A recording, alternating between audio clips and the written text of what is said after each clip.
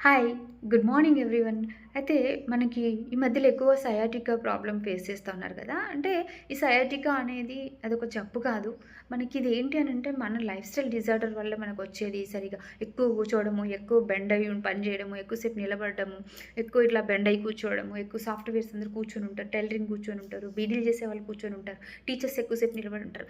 ఏదైనా కూడా మొత్తానికి ఆహ్, వెన్నుపూస మీద అంటే స్పైనల్ కార్డ్ మీద ఎఫెక్ట్ పడ్డప్పుడు ఇది ఏదో ఒక దగ్గర disc problem L5, S1, L5, L4, ఏదో ఒక దగ్గర మనకది ప్రాబ్లమ్ అయ్యి గ్యాప్ వచ్చి ఏదో ఒక జరిగి నరానికి ప్రెషర్ అయితూ ఉన్నప్పుడు పెయిన్ వస్తూ ఉంటుంది.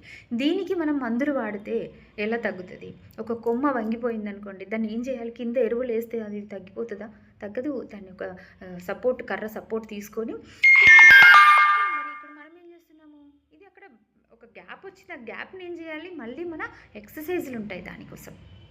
మందులు గూడా ఏమి పెయిన్ కిల్లర్స్ తప్ప ఇంక అంతకు మించి ఏమి ఉండవు దానికి సంబంధించినయి. సో, దానికి సంబంధించింది ఏం చేయాలి? ఫస్ట్ ఐడియల్ వెయిట్ మెయింటైన్ చేయాలి. బరువు ఉంటే బరువు తగ్గించుకోవడం గానీ, లేదు అనంటే మనకు దానికి సంబంధించిన 4 ఎక్సర్‌సైజులు ఉంటాయి. ఆ ఎక్సర్‌సైజులు చేసుకోవాలి. నాకు డిస్క్ బల్జ్ అండి. L5, S1 disc bulge severe pain ఉండేది. బట్ నేను న్యూట్రిషన్‌లోకొచ్చి దీని గురించి స్టడీ చేసి నేను ఇప్పుడు హ్యాపీగా ఉన్నాను. సో, నా దగ్గర క్లయింట్స్ కూడా ఉన్నారు. మీకెవరైనా అలాంటి ప్రాబ్లమ్ ఫేస్ చేసిన వాళ్ళుంటే నాకు కాంటాక్ట్ అవ్వచ్చు. Thank you. బై.